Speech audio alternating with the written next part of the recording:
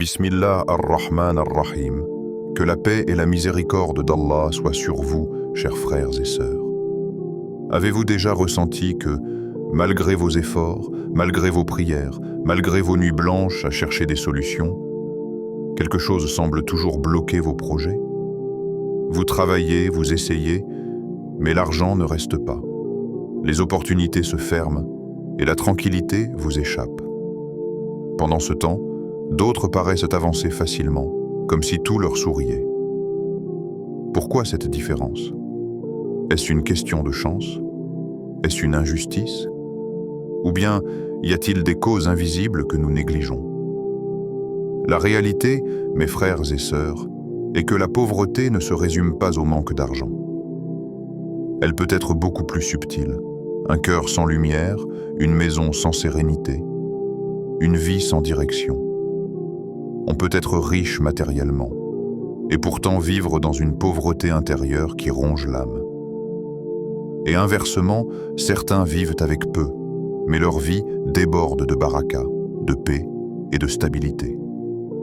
Dans le Coran, Allah nous avertit clairement, et quiconque se détourne de mon rappel mènera certes une vie étroite. Sourate Taha 124. Cette vie étroite n'est pas seulement une question de revenus. C'est aussi une fermeture du cœur, un blocage de la subsistance, un voile qui empêche la baraka de se répandre. Et il y a, dans notre tradition, des comportements précis qui causent cette fermeture. Des péchés qui privent le croyant de bénédiction, qui attirent la pauvreté et qui rendent la vie plus lourde. C'est ce que nous allons explorer aujourd'hui ensemble. Les 8 péchés qui ferment les portes du risque.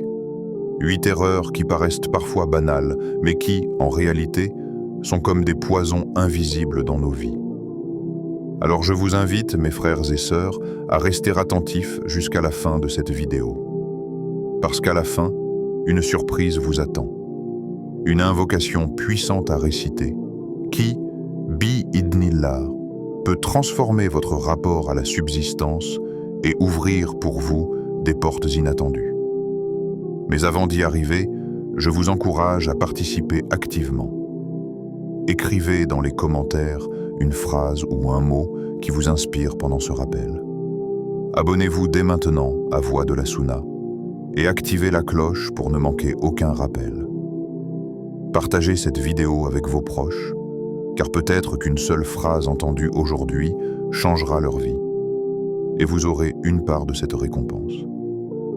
Car souvenez-vous, le prophète a dit « Celui qui montre une bonne voie aura la même récompense que celui qui la suit. » Muslim.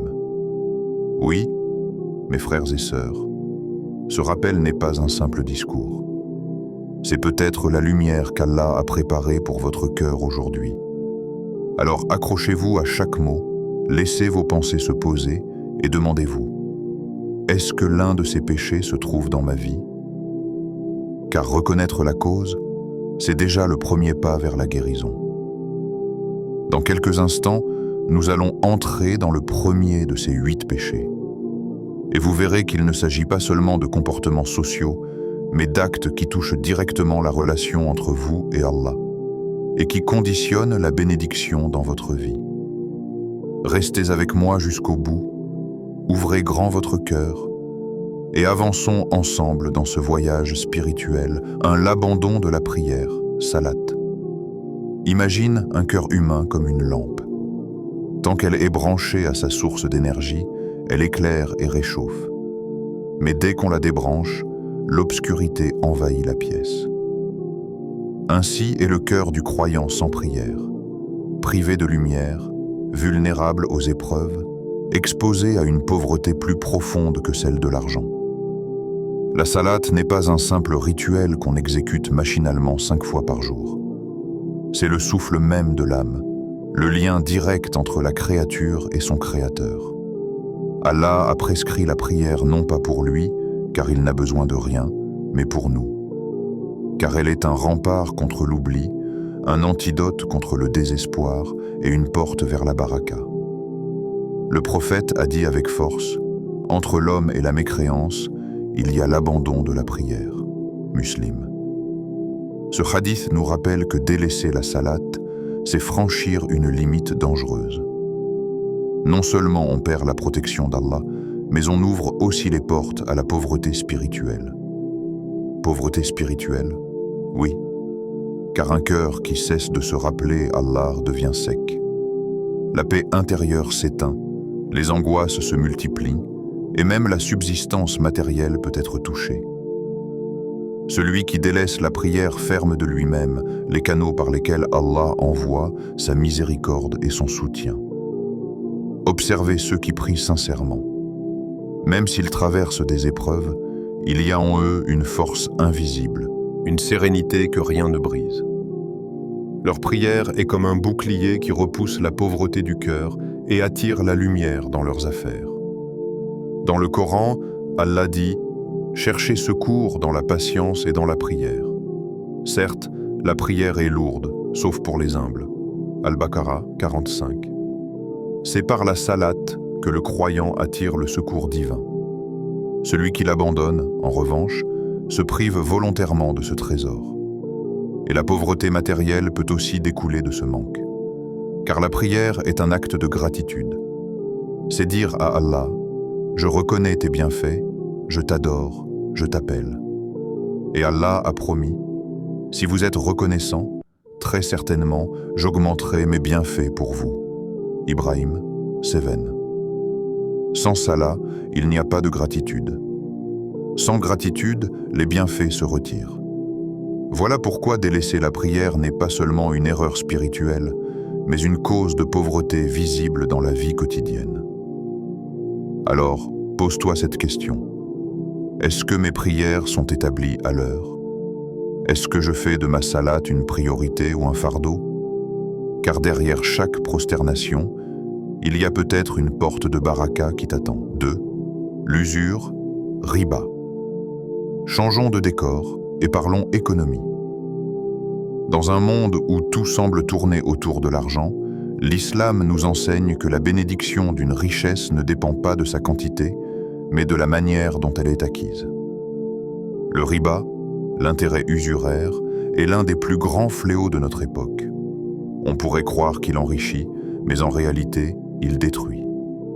Allah nous avertit, Allah détruit l'intérêt usuraire et fait fructifier les aumônes. Al-Baqarah 276. Regardez bien ce verset. Allah ne dit pas seulement que le riba est interdit, il dit qu'il le détruit.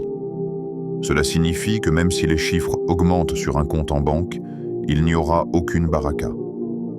L'argent s'évaporera dans des maladies, des dettes, des soucis imprévus. Le prophète a aussi averti « Allah maudit celui qui consomme l'usure, celui qui la donne, celui qui l'écrit et celui qui en témoigne. » Muslim.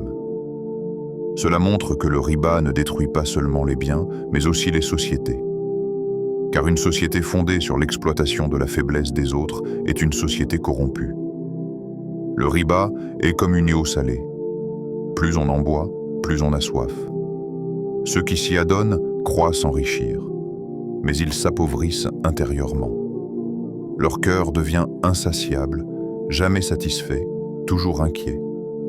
En revanche, Allah promet que l'aumône purifie et bénit les biens. Donner une part de son argent dans la voie d'Allah, c'est semer une graine qui pousse dans l'invisible. Peut-être qu'aux yeux des hommes, cela diminue ton capital, mais aux yeux d'Allah, c'est une multiplication. Un jour, un savant a dit « L'argent du riba est comme un champ arrosé avec de l'eau empoisonnée. Tu peux planter autant que tu veux, mais jamais tu ne récolteras des fruits sains. » Voilà pourquoi, mes frères et sœurs, s'éloigner du riba n'est pas seulement une question de loi religieuse. C'est une protection pour ta subsistance, ta famille et ta paix intérieure.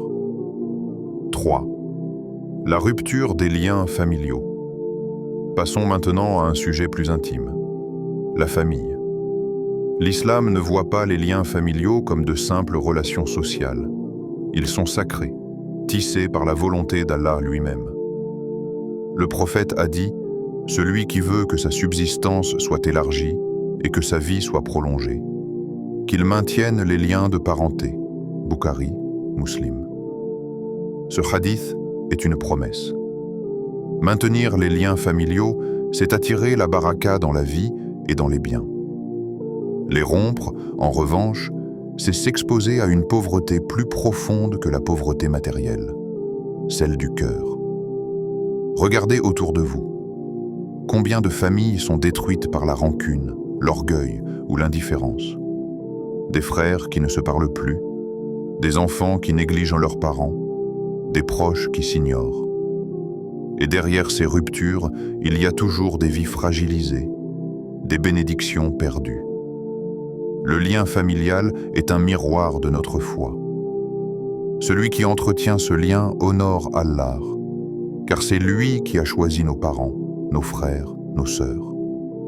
Couper ce lien, c'est tourner le dos à une partie de sa volonté. Maintenir la famille demande des efforts. Cela demande du pardon, de la patience, parfois même de l'humilité. Mais chaque visite, chaque appel, chaque mot doux est une graine de baraka. Et Allah multiplie les fruits pour celui qui réunit ce que les autres divisent. Rompre ces liens, c'est comme fissurer les fondations d'une maison. Elle peut paraître solide en surface, mais au moindre choc, elle s'effondre. Ainsi est la vie du croyant qui néglige sa famille, instable, privé de paix, exposé à l'appauvrissement. Alors, demande-toi, quand est-ce la dernière fois que j'ai appelé mes parents pour leur demander comment ils allaient? Quand ai-je pardonné à un proche? Car peut-être qu'Allah attend de toi ce geste pour rouvrir les portes de ton risque. 4. L'injustice envers autrui. L'injustice est comme une ombre invisible qui suit celui qui la commet. Elle semble parfois légère, presque insignifiante, mais elle finit toujours par rattraper son auteur. Voler, trahir, opprimer, humilier. Chaque acte d'injustice est une coupure avec la lumière d'Allah. Le prophète nous a avertis avec des mots puissants. Craignez l'injustice, car elle sera ténèbre le jour du jugement. Muslim. Réfléchissons à cette image, des ténèbres au jour du jugement. Ce jour où chaque croyant aura désespérément besoin de lumière pour avancer, l'injuste, lui, se retrouvera plongé dans l'obscurité de ses propres actes. Mais l'injustice ne détruit pas seulement l'au-delà. Elle appauvrit déjà ici-bas. Celui qui agit injustement peut croire qu'il a gagné en volant, en manipulant, en écrasant les autres, mais en vérité, il a perdu la baraka. Ses biens peuvent s'accumuler, mais sans lumière, ils deviennent une source de tourment. Sa réussite peut briller en apparence, mais elle cache une instabilité intérieure. Allah est juste et il aime la justice. Celui qui opprime autrui attire sa colère, et cette colère peut se manifester par des pertes soudaines, des blocages inexplicables, des épreuves répétées. Imaginez une graine semée dans un sol empoisonné. Elle peut germer, mais jamais elle ne donnera un fruit sain. Ainsi est la richesse issue de l'injustice, sans goût, sans bénédiction, destinée à disparaître. Et il n'y a pas que l'injustice active. Il y a aussi l'injustice silencieuse. Fermer les yeux face à l'oppression, refuser de rendre un droit, ignorer la souffrance d'autrui. Ce silence complice construit un mur entre nous et la miséricorde d'Allah. Pour celui qui aspire à la baraka, il n'y a pas d'autre chemin que la justice, même dans les petites choses. Être juste dans ses affaires, juste dans ses paroles, juste dans ses jugements. Car Allah promet, certes, Allah aime ceux qui agissent avec équité. Al-Mumtahana 8. Alors, demande-toi, est-ce qu'il y a dans ma vie quelqu'un que j'ai lésé, une dette non réglée, une promesse trahie, une injustice non réparée? Car peut-être que ta subsistance t'est bloquée par ce seul acte. 5. L'ingratitude. Imaginez un homme au milieu d'un champ couvert de fleurs, mais qui garde les yeux rivés sur une seule tache de terre sèche. Il ignore la beauté autour de lui et se plaint de son manque. Voilà ce qu'est l'ingratitude. Allah dit clairement, Si vous êtes reconnaissant, très certainement j'augmenterai pour vous mes bienfaits. Mais si vous êtes ingrat, mon châtiment sera terrible. Ibrahim 7. L'ingratitude ferme le cœur. Celui qui ne voit pas les faveurs d'Allah vit dans une illusion de manque, même au milieu de l'abondance. Il se compare, il se plaint, il oublie que chaque souffle, chaque repas, chaque sourire est déjà un don divin. Un cœur ingrat est comme un jardin que l'on cesse d'arroser. Les fleurs finissent par faner, la terre durcit, et bientôt la vie disparaît. L'âme se vide de sa lumière, la joie se retire, et la pauvreté s'installe, non pas parce qu'Allah a retiré ses bienfaits, mais parce que le serviteur a refusé de les voir. La gratitude, au contraire, est une source inépuisable de richesse. Elle transforme les petites choses en trésors, les épreuves en leçons, et les manques en opportunités de reliance à Allah. Être reconnaissant, ce n'est pas seulement dire « Alhamdulillah » avec les lèvres, c'est le vivre avec le cœur et les actes, partager, aider, sourire, prier avec sincérité. Et Allah multiplie les bienfaits pour celui qui sait reconnaître. Non seulement il augmente ses biens matériels, mais il élargit aussi son cœur, sa patience, sa paix intérieure. Demande-toi, combien de fois ai-je dit « Alhamdulillah » aujourd'hui? Est-ce que je le dis par habitude ou avec une réelle conscience de ce que j'ai reçu? Peut-être que la clé de ton abondance future se trouve simplement dans ton degré de gratitude présent. 6. La paresse et la négligence. La paresse est une maladie discrète, mais redoutable. Elle ne frappe pas avec fracas. Elle s'installe doucement, comme une fumée qui envahit une pièce sans qu'on s'en rende compte. Elle éteint l'ambition, affaiblit la volonté et ferme les portes du risque. Le prophète lui-même demandait protection contre ce fléau en disant « Ô Allah, je cherche refuge auprès de toi contre l'incapacité et la paresse. » Abu Daoud. Pourquoi? Parce que la paresse est un obstacle spirituel avant même d'être un défaut de caractère. Celui qui s'y abandonne néglige ses prières, remet ses bonnes actions à plus tard, repousse ses responsabilités.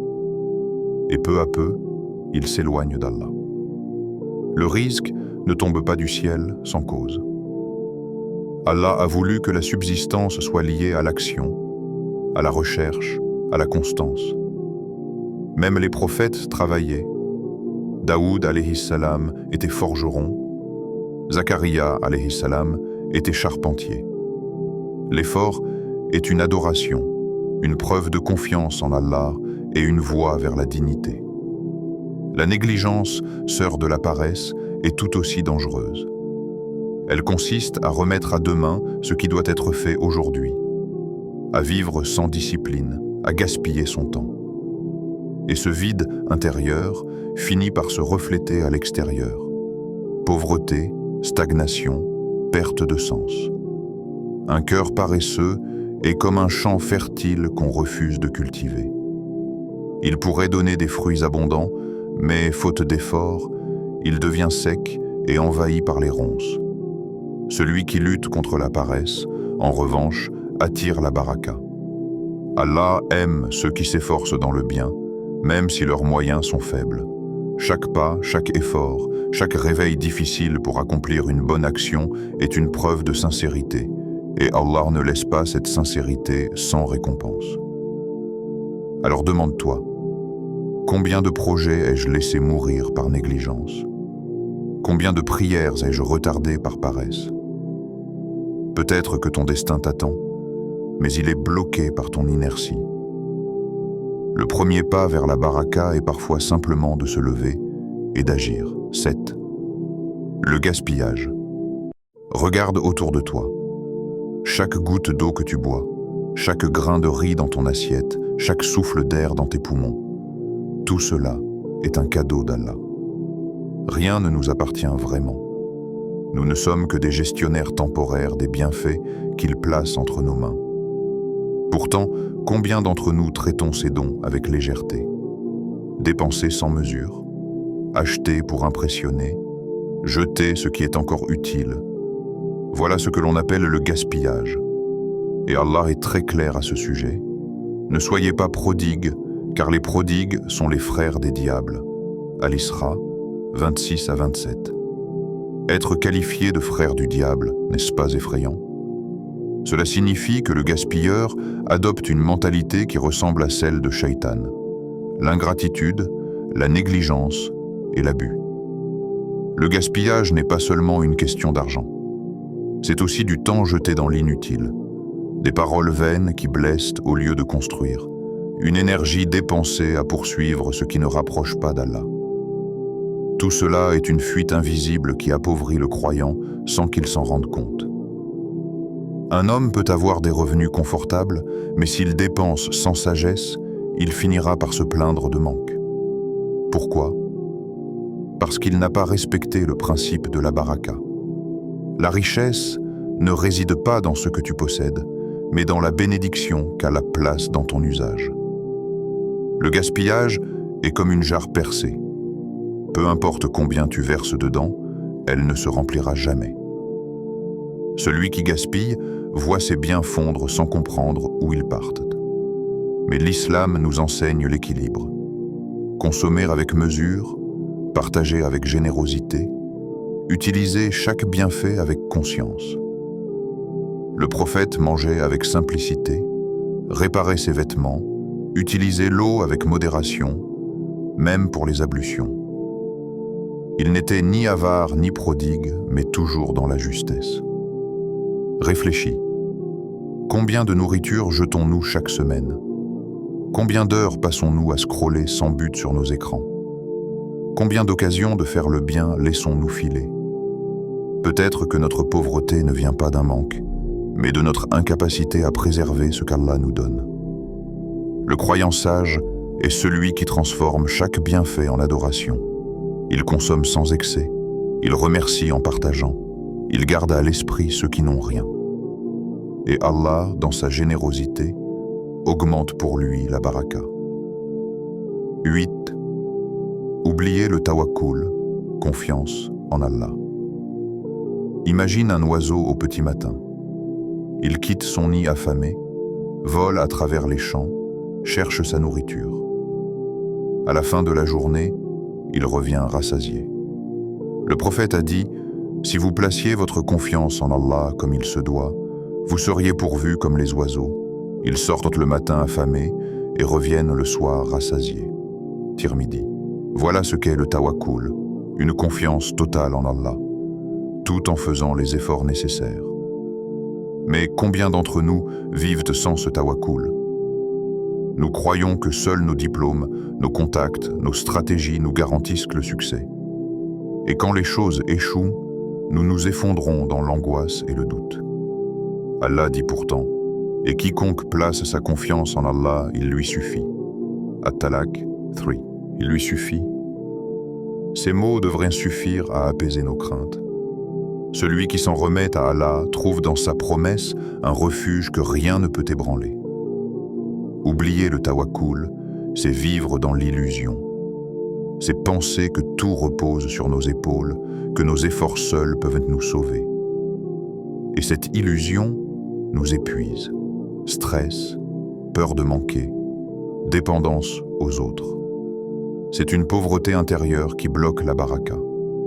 Avec le tawakkul, même les épreuves deviennent des portes. Le croyant sait qu'Allah contrôle tout. Il fait son possible, puis il confie le reste à celui qui détient les clés du ciel et de la terre. Cette confiance ouvre des issues là où tout semblait fermé. Le tawakkul ne signifie pas abandonner l'action. C'est un équilibre, travailler, chercher, s'efforcer, mais garder le cœur attaché à Allah. Car la vraie force ne vient pas de nos moyens, mais du soutien divin. Alors, demande-toi, est-ce que mes inquiétudes viennent d'un manque de moyens ou d'un manque de confiance en Allah? Peut-être que ton cœur trouvera la paix le jour où tu décideras de vraiment remettre ton affaire entre ses mains. Chers frères et sœurs, nous avons parcouru ensemble les 8 péchés qui ferme les portes de la subsistance. Mais souvenez-vous, ces rappels ne sont pas des condamnations. Ce sont des avertissements pleins de miséricorde. Oui, délaisser la prière prive de lumière. Oui, le riba détruit la baraka. Oui, rompre les liens familiaux, commettre l'injustice, se montrer ingrat, sombrer dans la paresse, gaspiller les bienfaits ou oublier le tawakkul, tout cela attire la pauvreté. Mais rien n'est une fatalité. La porte du repentir est toujours ouverte. Le prophète a dit « Tout fils d'Adam commet des erreurs, et les meilleurs des pécheurs sont ceux qui se repentent. » Tirmidhi.